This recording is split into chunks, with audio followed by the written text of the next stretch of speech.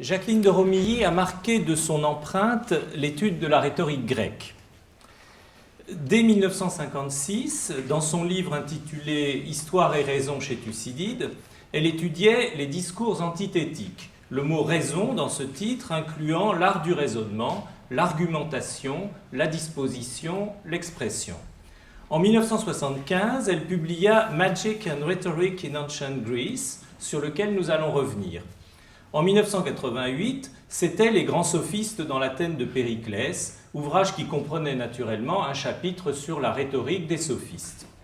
Par ailleurs, dans ses autres publications et dans ses cours, notamment au Collège de France, elle faisait intervenir la rhétorique, par exemple les orateurs attiques, pour ses recherches sur les idées morales et politiques.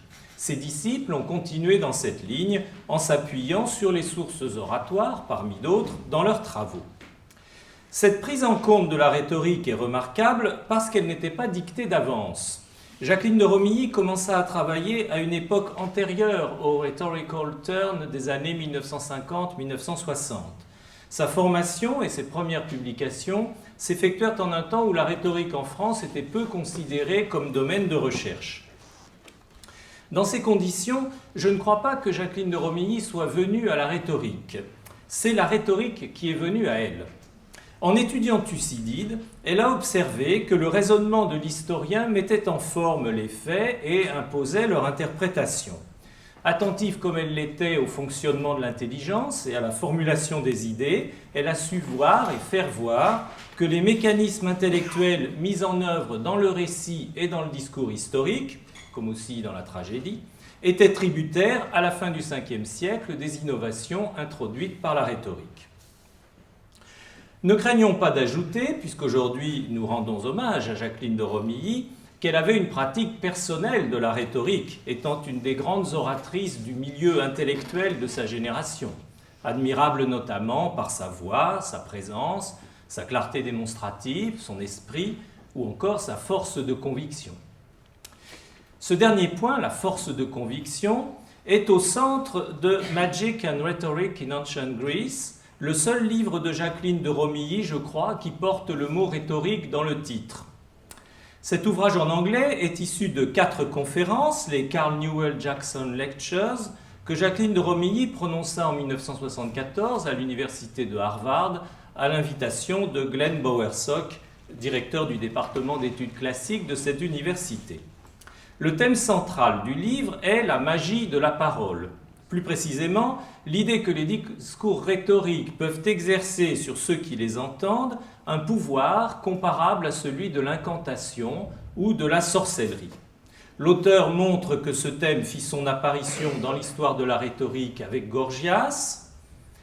Il entra en concurrence avec une autre conception de la rhétorique, beaucoup plus fréquente et rationnelle, qui se développa au IVe siècle, et qui consistait à dire que la persuasion repose sur des moyens logiques d'argumentation et d'expression. Le thème de la magie de la rhétorique, cependant, ne disparut pas, et Jacqueline de Romilly souligne sa résilience à l'époque impériale parmi les auteurs de la seconde sophistique. Ce livre était donc tout à fait original parmi les études portant sur l'histoire de la rhétorique à l'époque.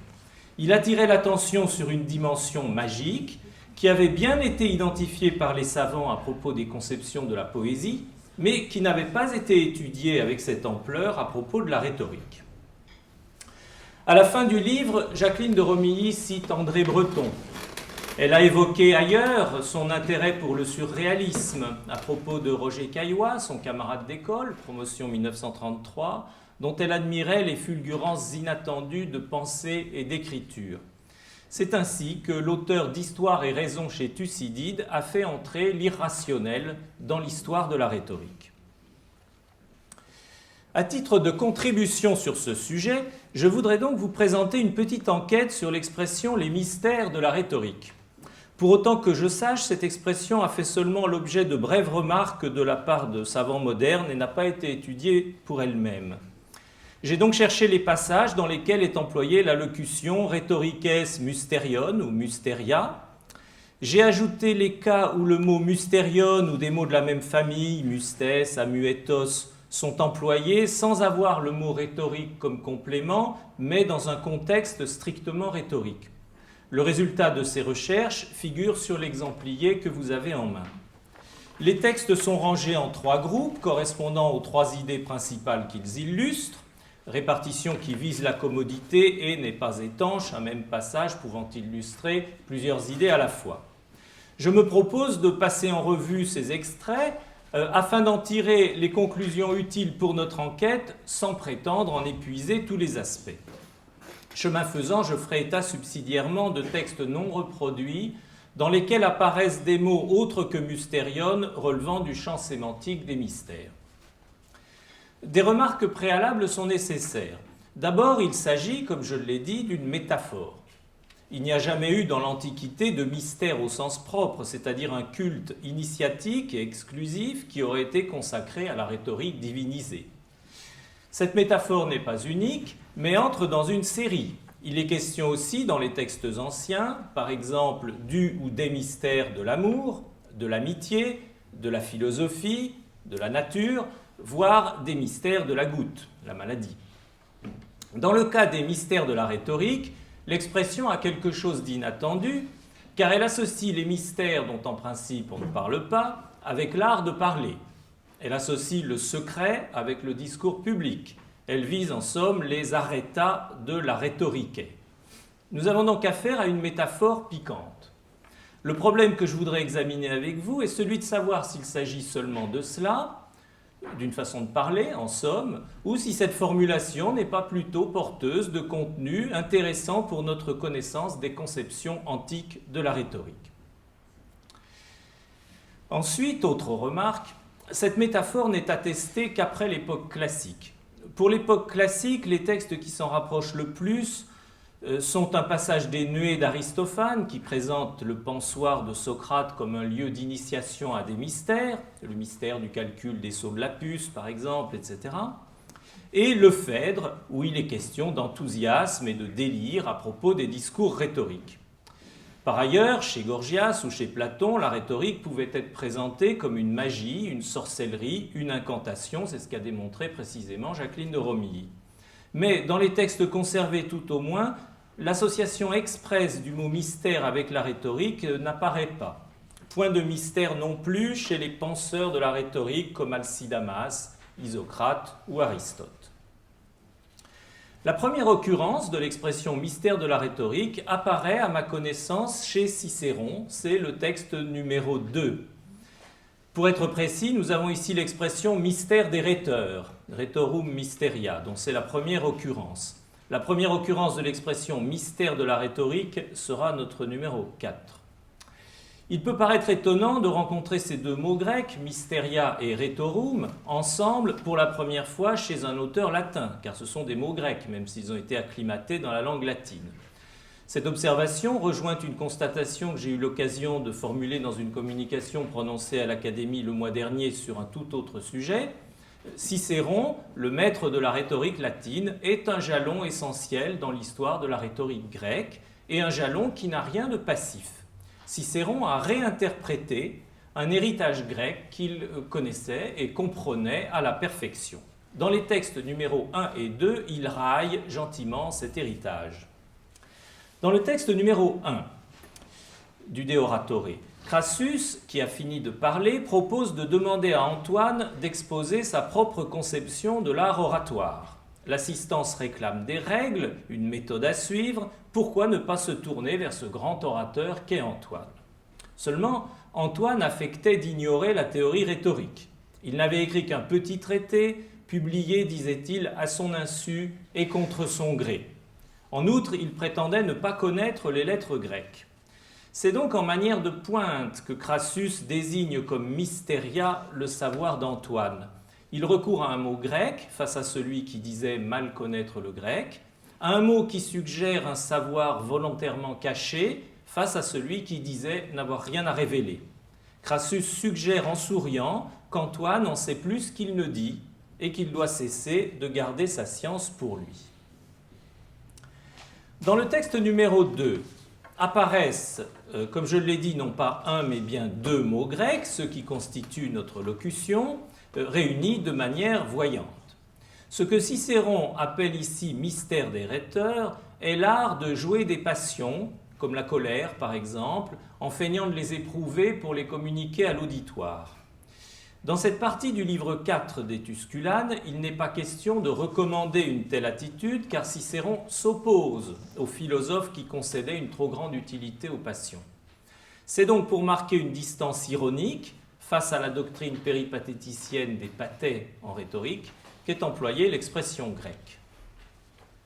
Quintilien, à son tour, c'est notre numéro 3, emploie la comparaison avec les mystères d'une façon moqueuse pour critiquer les théoriciens qui fixent à l'orateur des règles absolues. Le mot grec mystéria a été retenu parce qu'il s'agit ici de théoriciens grecs, Théodore et Apollodore. D'autres passages de Quintilien reprennent ce thème en utilisant le mot sacra. Notre dernier témoignage dans la veine critique est le texte numéro 4, dû au commentateur néoplatonicien Olympiodore d'Alexandrie, VIe siècle. Dans le Gorgias de Platon, Gorgias, pressé par les questions insistantes de Socrate, disait qu'il allait essayer de dévoiler, apocalypsai, clairement, toute la puissance de la rhétorique. Le verbe apocalypsai, apocalyptein, n'avait pas là nécessairement un sens religieux. Il est utilisé en grec classique pour désigner une explication d'ordre intellectuel. Dans le Protagoras, apocalyptein signifie examiner une question par comparaison avec le fait de découvrir le torse d'un homme en le dévêtant pour mieux l'examiner. C'est Olympiodore, peut-être, qui tire le texte platonicien dans un sens religieux, influencé par le fait que les mots apocalyptein et apocalypsis avaient vu leur signification évoluer, notamment dans la littérature chrétienne, pour désigner la révélation de mystères théologiques. Tandis que Platon prêtait à Gorgias une tournure grandiloquente, Olympiodore a forcé le trait et transformé Gorgias en charlatan pseudo-inspiré grâce à la métaphore des mystères.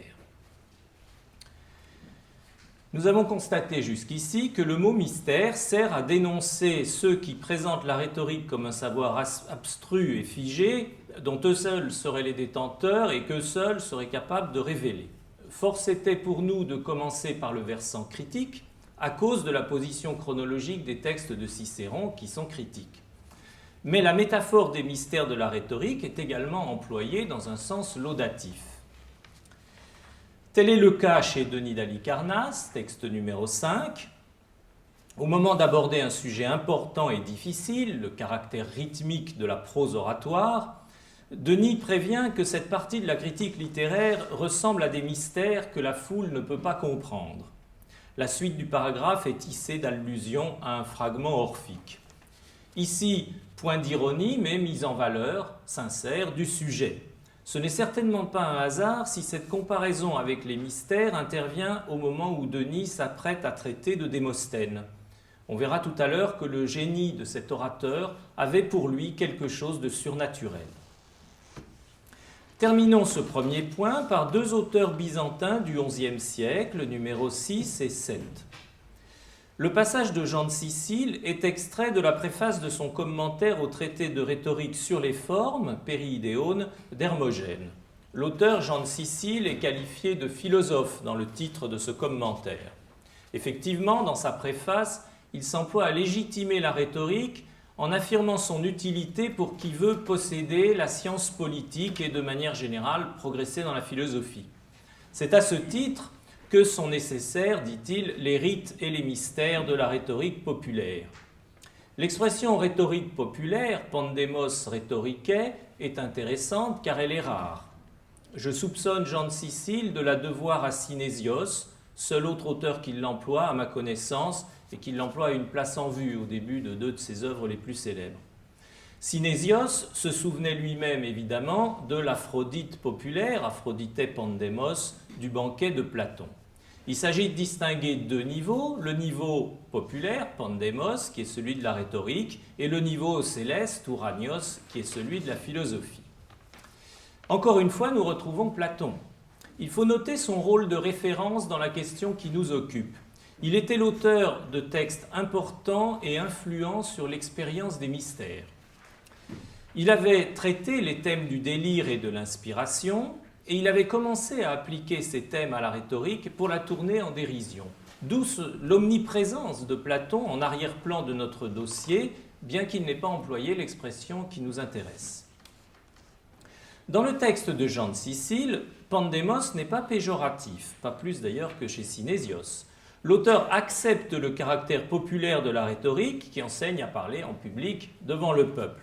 Et il considère que, lorsqu'elle est conforme à la vertu, cette rhétorique n'est pas opposée à la philosophie, mais en accord avec elle. C'est donc pour traduire la dignité de la rhétorique qu'il a recouru à la métaphore des mystères. Au premier abord, on est surpris de la rencontre entre pandémos et mystéria, puisque par définition, les mystères s'adressent à un nombre restreint d'initiés et non à tout le peuple. Puis, on comprend que cet oxymore veut indiquer que la rhétorique bien comprise, unie à la philosophie et à la vraie religion, est une discipline auguste et précieuse. George Custas, dans son livre sur la rhétorique byzantine, a cité ce passage parmi une série de références illustrant le fait qu'au XIe siècle, la rhétorique a pu être conçue comme un acte religieux, voire comme un sacrement chargé de valeurs théologiques et philosophiques. Notre texte numéro 7 est moins complexe. Dans les premières lignes de son commentaire sur les exercices préparatoires d'Aphtonios, Jean d'Oxapatrès décrit la terreur ressentie par les élèves qui passent de l'école du grammairien, où ils étudiaient les poètes, à l'école du rhéteur, où ils étudieront les exercices préparatoires de rhétorique, puis la déclamation. Ils sont effrayés par la difficulté du domaine qu'ils abordent, et ils ont bien raison de l'être. Mais, ajoute notre pédagogue, les meilleurs d'entre eux seront stimulés par les difficultés mêmes et mettront toute leur application à la tâche. Savoir inconnu et nouveau, provoquant un frisson sacré, c'est en ce sens que la rhétorique est un mystère. Ici, l'auteur emploie mystérion au singulier. On trouve dans le dossier les deux nombres, pluriel ou singulier. Les réflexions de Doxapatrès nous amènent à la deuxième série de significations contenues dans la métaphore des mystères. Après l'idée d'un savoir abstru qui a besoin d'être révélé, vient l'idée d'une discipline à laquelle on s'initie progressivement grâce à un enseignement.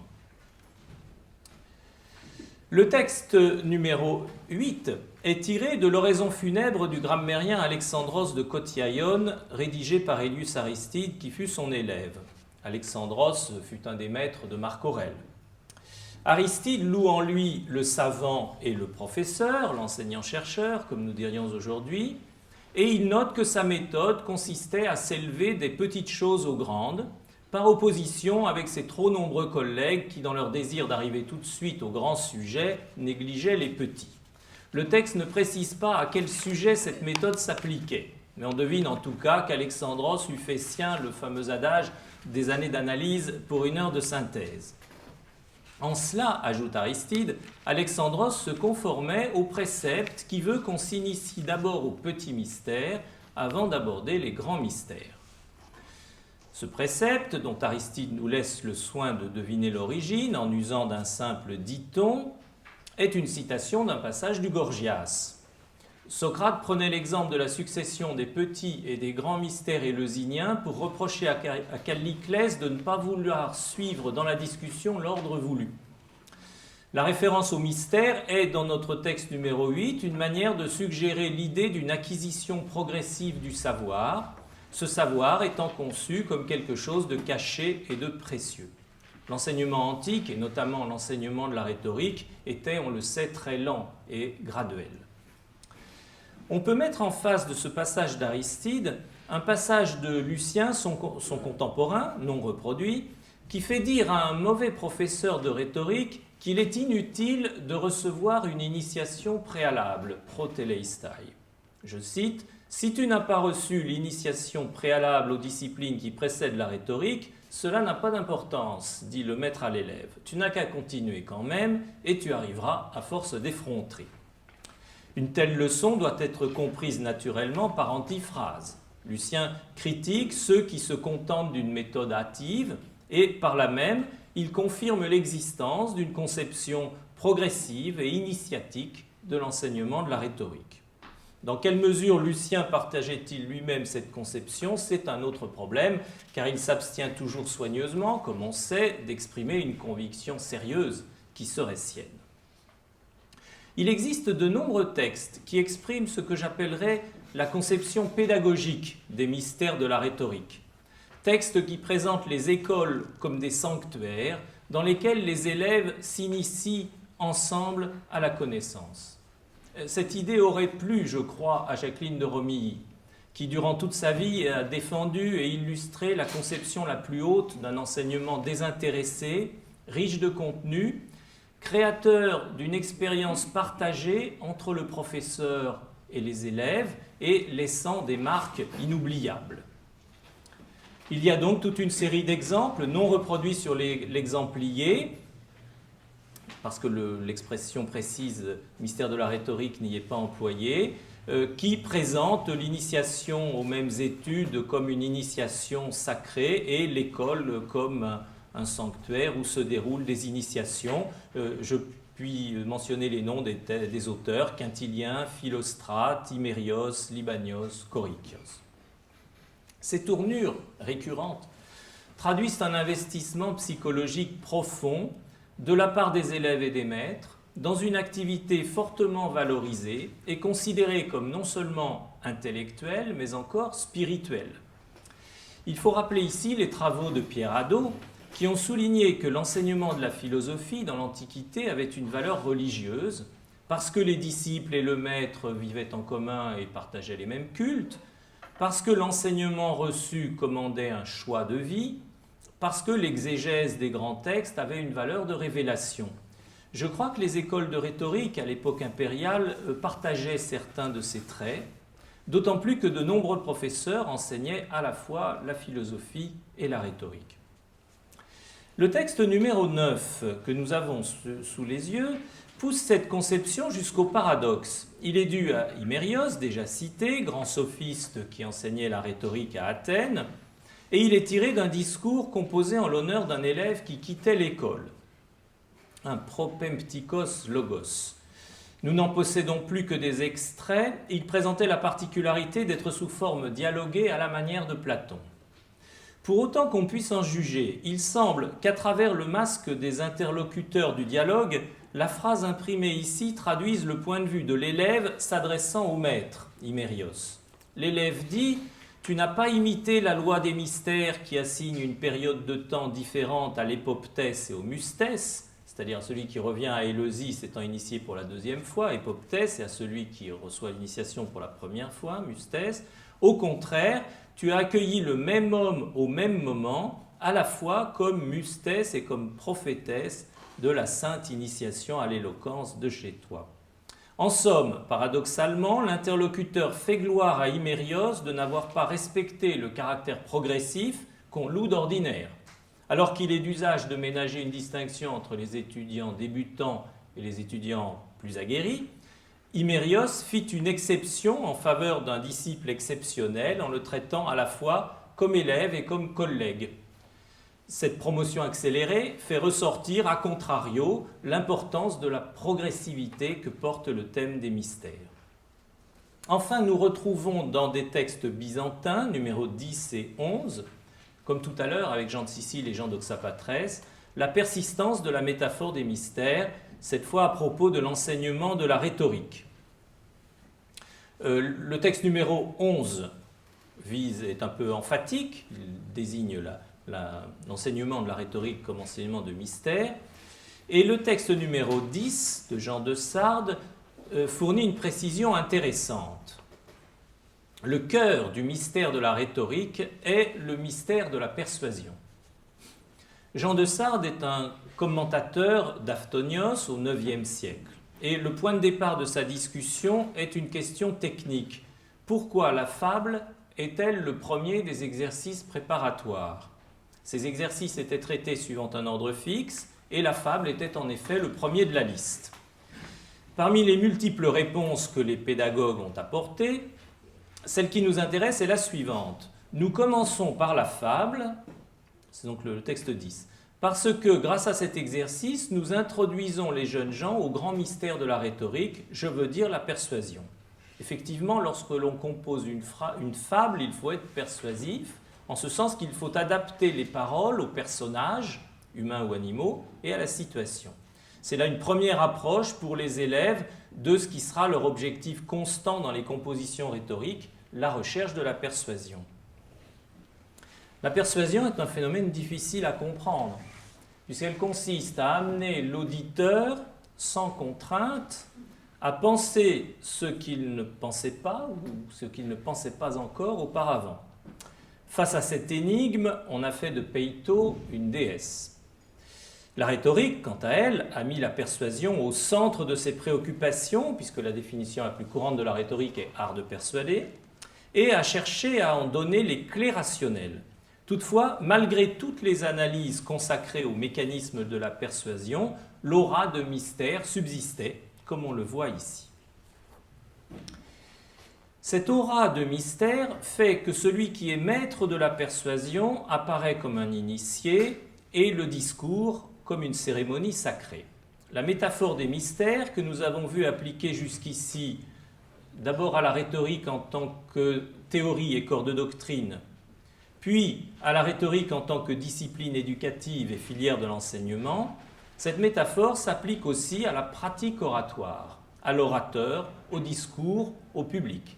C'est une troisième facette de l'idée que je présenterai brièvement. Le meilleur représentant de ce thème est Aelius Aristide, à nouveau. On sait que ce sophiste du IIe siècle après Jésus-Christ fut sa vie durant dévot du dieu Asclépios, parce qu'il croyait que ce dieu lui octroyait une protection surnaturelle sur le plan physique et moral. Cette expérience, et de manière générale la piété fervente du personnage, favorisèrent chez lui une conception de la rhétorique comme activité inspirée par les dieux et vouée au service des dieux. C'est dans ce contexte qu'il utilisa à plusieurs reprises des métaphores tirées des mystères et de l'initiation. Deux exemples sont présentés sur l'exemplier, numéro 12 et 13. Dans le texte numéro 12, au début d'un hymne en prose, en l'honneur de Dionysos, Aristide précise qu'il parle en tant qu'initié. Nous ne faisons pas partie des non-initiés. L'imparfait s'explique par le contexte et par la particule ara de découverte. Nous faisons cet hymne afin de prouver que nous ne faisions donc pas partie des non-initiés. Le sens est présent. Par cette litote, Aristide se déclare initié. Et le contexte indique qu'il s'agit de sa qualité d'initié au mystère de la rhétorique, en l'occurrence l'art de louer les dieux en prose, par opposition aux poètes qui louent les dieux en vers. En même temps, Aristide joue sur le fait que Dionysos était un dieu à mystère et que le présent hymne prend place dans une cérémonie, ce qui démultiplie l'implication religieuse de la métaphore.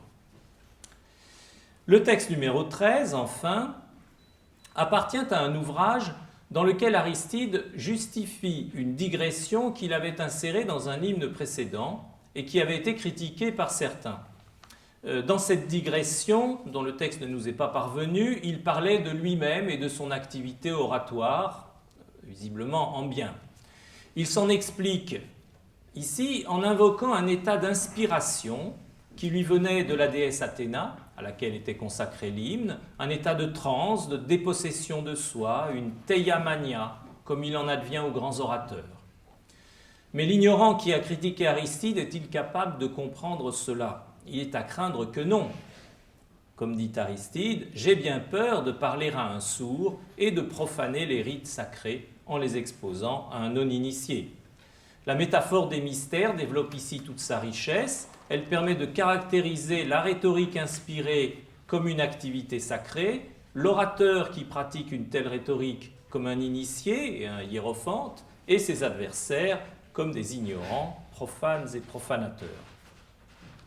Dans sa dévotion, Aelius Aristide était un cas extrême, mais non point isolé. Les recherches menées sur la seconde sophistique depuis une génération environ ont montré que certains sophistes vivaient des expériences religieuses très intenses et se présentaient comme capables d'un commerce avec les dieux, par l'intermédiaire du rêve par exemple, ou d'autres moyens.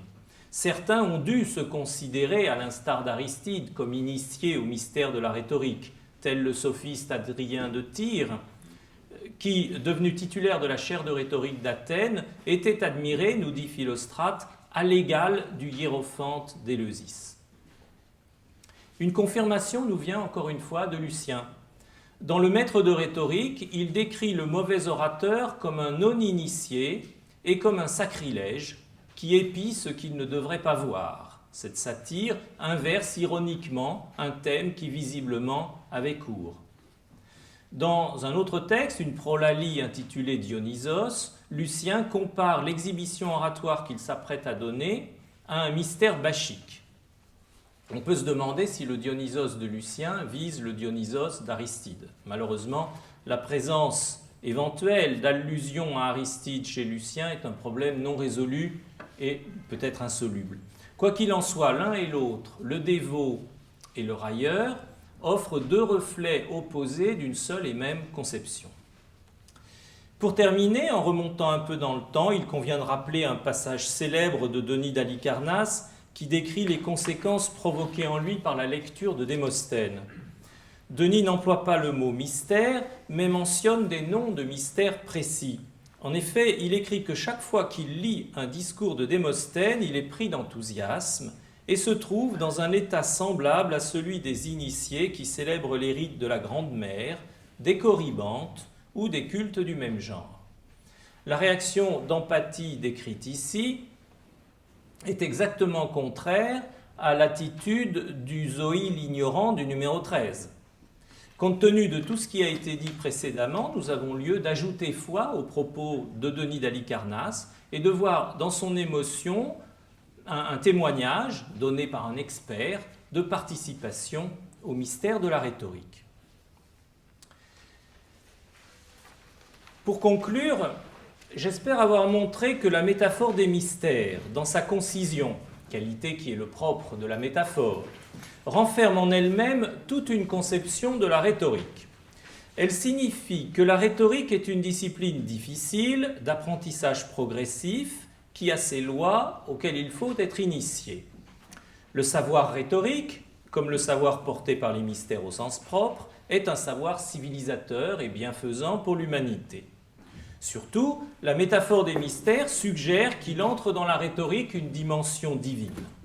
Cette métaphore n'est donc pas seulement une façon de parler, elle est le point d'affleurement du thème de l'inspiration et du surnaturel en rhétorique. Elle exprime un au-delà de la techné. Ceci explique pourquoi cette métaphore s'est développée à l'époque post-classique. Pour que la rhétorique en vienne à être qualifiée de mystère, il a fallu une série de mutations, parmi lesquelles je retiens 3 facteurs en particulier. D'abord, déjà à l'époque classique, mais encore davantage ensuite, la rhétorique a pris de plus en plus le relais de la poésie, les discours remplissant des fonctions autrefois dévolues aux poèmes. C'est pourquoi les orateurs ont pu acquérir une aura mystique qui était auparavant l'apanage des poètes. Ensuite, la vie politique et sociale de l'époque impériale obéissait à des principes plus aristocratiques et élitistes que ceux de la démocratie athénienne. Dans un tel contexte, la référence au mystère traduisait l'écart, la barrière existant entre le commun des mortels et les détenteurs de l'art de la parole, art de conduire les autres et de les dominer. Enfin, de manière plus générale, la littérature à l'époque impériale s'est ouverte, plus que précédemment, à l'expression des expériences religieuses et du besoin de croire, et ce mouvement a affecté la rhétorique. Le développement de la métaphore, les mystères de la rhétorique, n'est donc pas dû à une évolution des mystères, mais à une évolution de la rhétorique, dans le cadre d'un contexte social et spirituel. Cette métaphore est un aspect ponctuel et significatif de l'histoire des rhétoriques religieuses. Je vous remercie.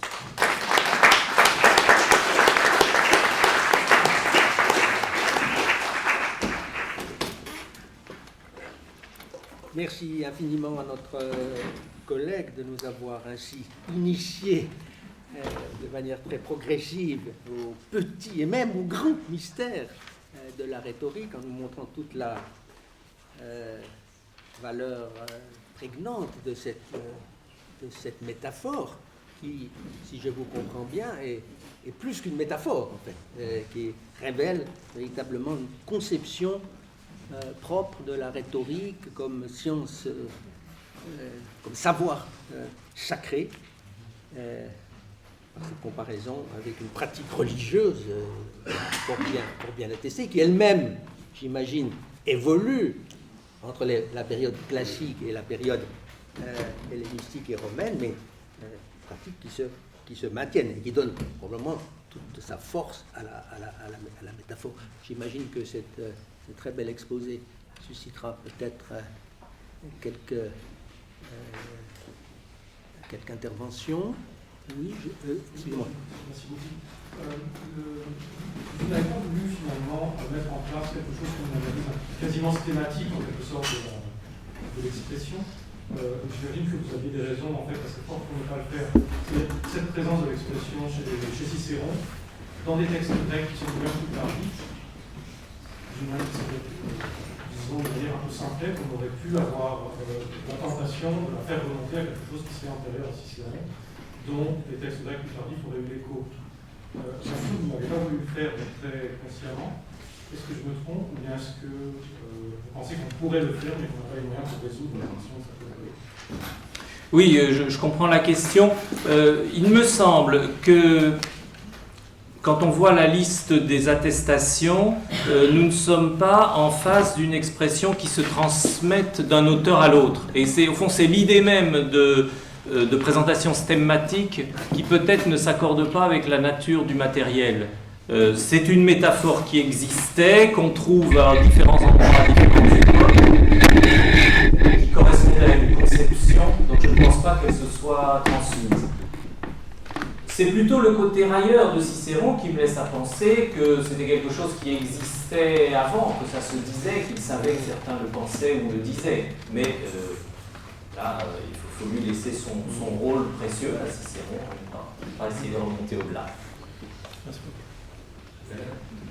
Oui, nous sommes en présence d'une expression grecque que nous trouvons pour la première fois chez un auteur latin.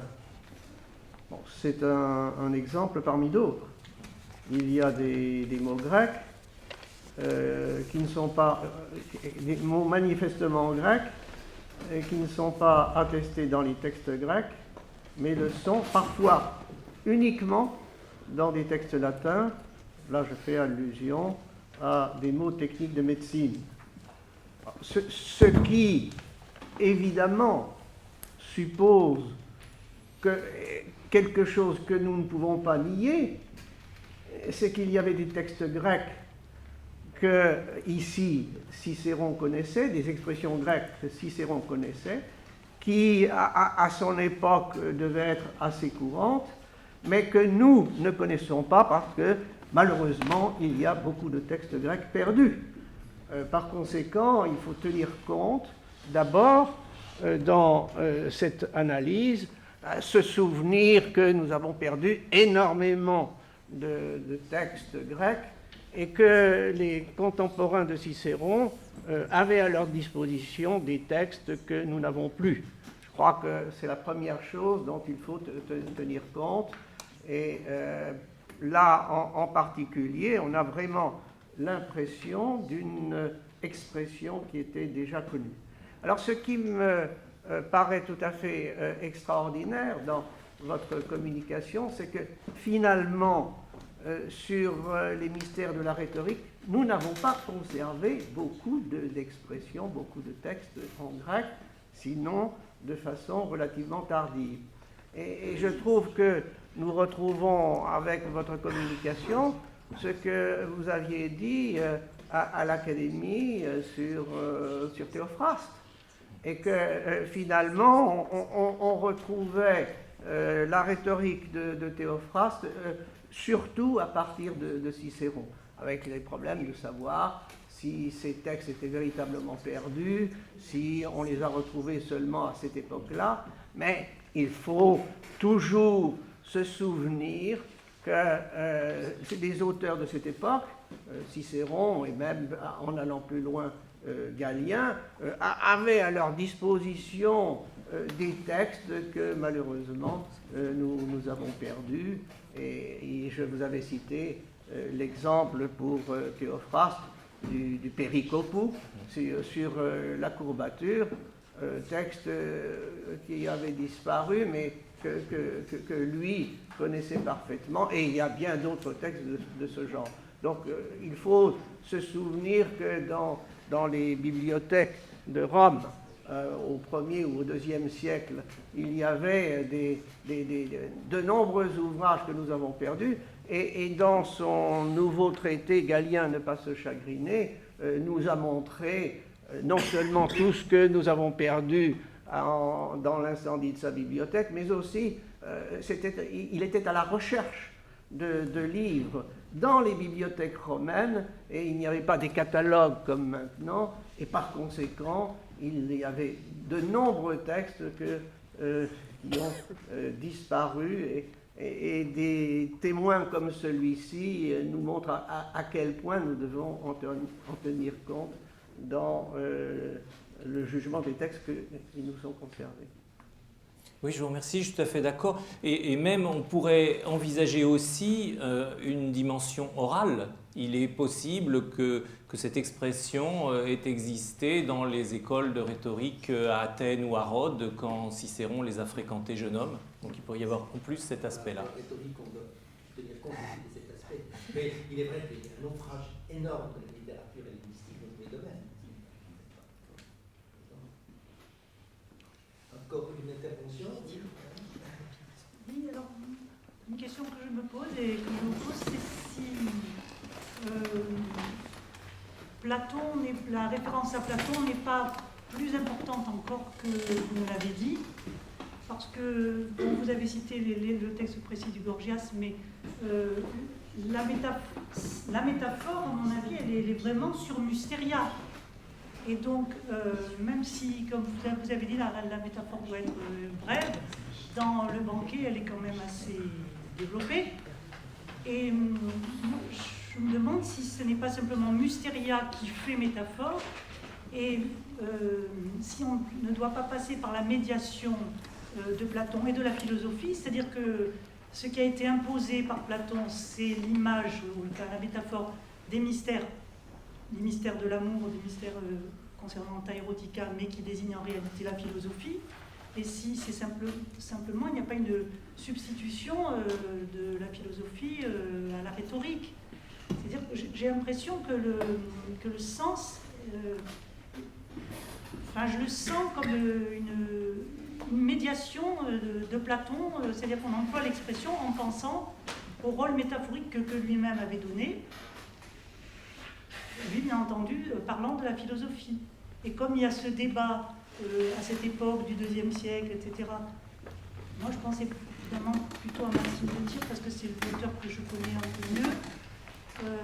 J'ai été étonnée qu'il n'y ait pas de référence à Orgia, Mysteria, etc., puisqu'il y a tout son vocabulaire d'apocalyptaïne, etc. Vous avez bien dit que vous avez cherché pas seulement l'expression Mysteria rhetoriques, vous avez cherché autour. Donc, est-ce que c'est une mauvaise piste de penser ça, de penser que rhétorique vient se substituer à philosophie? Non, nous sommes totalement d'accord. Hein. J'ai dit que Platon était omniprésent, je ne pouvais pas dire plus. Hein. Omniprésent en arrière-plan du dossier, donc ça, je suis tout à fait d'accord. Je crois aussi qu'il ne faut pas séparer rhétorique et philosophie pour comprendre les auteurs en question. Ce sont tous des auteurs qui, justement, veulent abolir cette distinction. Depuis Cicéron, le premier, jusqu'à Jean de Sicile et Psellos, les derniers, ce sont tous des hommes qui ont pensé qu'on pouvait sauver la rhétorique à condition de la concilier aux exigences de la philosophie.